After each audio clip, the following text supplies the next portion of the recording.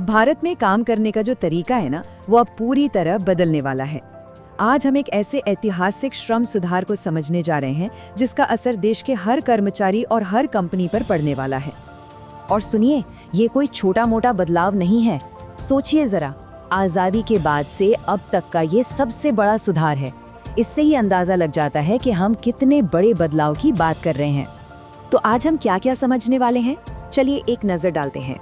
हम जानेंगे कि ये सुधार क्यों जरूरी थे, पुराने सिस्टम में आखिर क्या दिक्कतें थीं, और इन 4 नए कोड से एक आम कर्मचारी के लिए असल में क्या बदला है।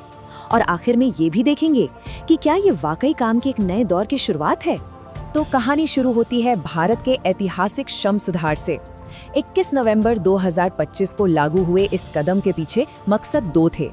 एक, काम करने वालों की जिंदगी बेहतर बनाना, और दूसरा, कंपनियों के लिए भी बिजनेस करना आसान बनाना।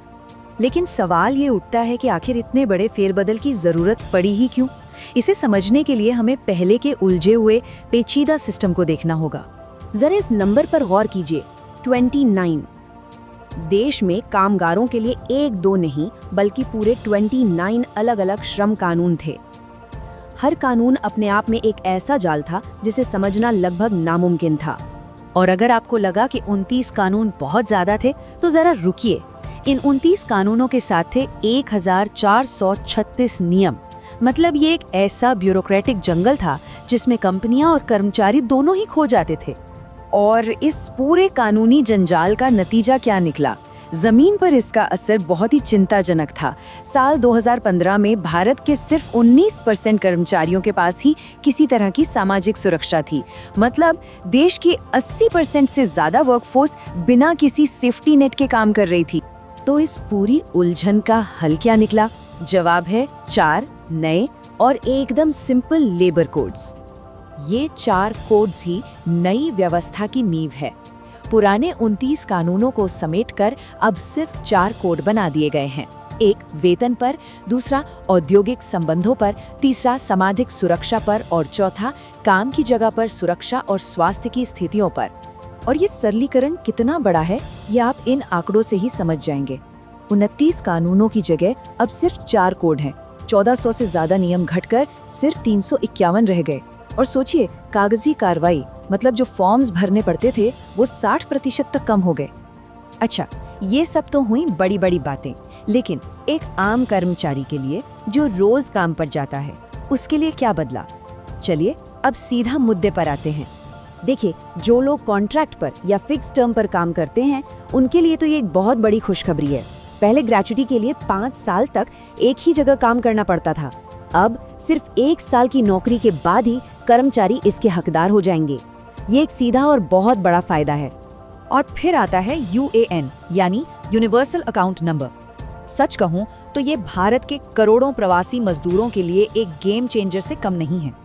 ये आधार से जुड़ा एक नंबर है जिससे ये पक्का होता है कि उनके सामाजिक सुरक्षा लाभ जैसे कि PF, वो नौकरी या शहर बदलें तब भी उनके साथ ही रहें। ये सुधार नारी शक्ति के लिए भी बराबरी के नए रास्ते खोलते हैं। अब महिलाएं अपनी सहमति और जरूरी सुरक्षा उपायों के साथ हर सेक्टर में काम कर सकती हैं, यहाँ तक कि माइनिंग जैसे क्षेत्रों में भी, जहाँ पहले उन पर पाबंदी थी। ये वर्क प्लेस पर लैंगिक समानता के लिए एक ऐतिहासिक कदम। और अब बात करते हैं आज के जमाने की, यानी गिग इकोनॉमी की। भारत दुनिया के उन पहले बड़े देशों में से एक बन गया है जिसने गिग वर्कर्स, मतलब जो ऐप आधारित डिलीवरी और कैब जैसी सर्विसेज में काम करते हैं, उन्हें भी कानूनी दायरे में लाया है। तो सवाल ये है कि ये होगा कैसे? इसका सिस्टम बहुत ही सरल रखा गया है। एग्रीगेटर यानी जो एप्स आधारित कंपनियां हैं, वो अपने टोटल टर्नओवर का 1 से 2% एक वेलफेयर फंड में डालेंगी, और इसी फंड से लाखों गिग वर्कर्स को पहली बार सोशल सिक्योरिटी के फायदे मिलेंगे। तो इन सारी बातों को अगर हम जोड़कर देखें तो हमारे सामने क्या तस्वीर उभरती है? इन सुधारों का भारत और दुनिया के लिए आखिर मतलब क्या है? और इसका असर तो सच में चौंकाने वाला है। याद है 2015 में सिर्फ 19% वर्कफोर्स के पास सोशल सिक्योरिटी थी।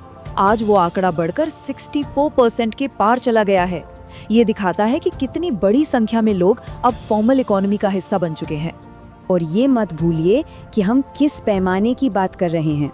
भारत की वर्कफोर्स 50 करोड़ लोग, मतलब आधी अरब आबादी की जिंदगी को ये बदलाव सीधे तौर पर छू रहे हैं। तो आखिर में एक बड़ा सवाल खड़ा होता है, क्या भारत अपने इस बोल्ड कदम से काम के भविष्य की नई परिभाषा गढ़ रहा है, एक ऐसा मॉडल बना रहा है जिसे शायद कल पूरी दुनिया अपनाएगी? इस पर दुनिया की नजरें जरूर टिकी रहेंगी।